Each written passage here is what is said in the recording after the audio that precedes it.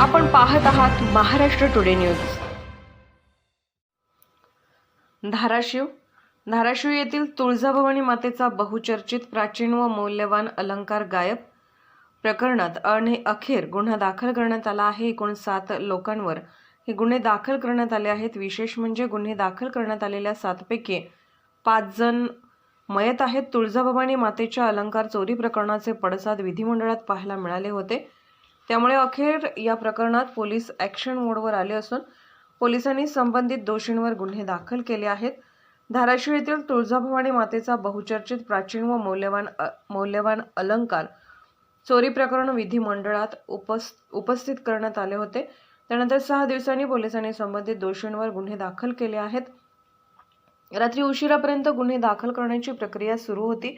विशेष म्हणजे गुन्हे दाखल करण्यात आलेल्या 7 पैकी 5 जण मयत आहेत। त्यामुळे प्रशासनाकडून मयत लोकांवर गुन्हे दाखल करून काय सध्या होणार आहे असा प्रश्न उपस्थित केला जात आहे। तुळजाभवानी मातेचे प्राचीन व मौल्यवान अलंकार गायब प्रकरणी आमदार महादेव जानकर यांनी सोमवार विधान परिषदेत प्रश्न उपस्थित केला होता। श्री तुळजाभवानी देवीचा सोन्याचा मुकुट इतर दागिने गहाळ झाले आहेत। या प्रकरणी कारवाईची त्यांनी मागणी केली होती। यावर विधान परिषद उपसभापती डॉक्टर नीलम गोरे यांनी तत्परतेने शासनाचे या विषयाकडे लक्ष वेधले होते। तसेच या सर्व प्रकरणात जिल्हाधिकाऱ्यांनी तक्रार देऊनही अद्याप गुन्हा दाखल झाला नसल्याचे सांगितले। त्यामुळे हिवाळी अधिवेशन संपण्यापूर्वी संबंधितांवर गुन्हे दाखल करण्यात यावे असे निर्देश नीलम गोरे यांनी दिले होते। यावर मंत्री गिरीश महाजन यांनी सकारात्मक प्रतिसाद देत लवकरच कारवाई करण्यात येईल असे सभागृहात सांगितले होते।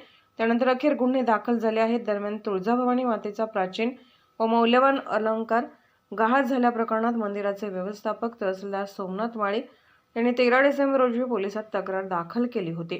महाराष्ट्र टुडे मराठीसाठी ब्युरो रिपोर्ट धाराशिव।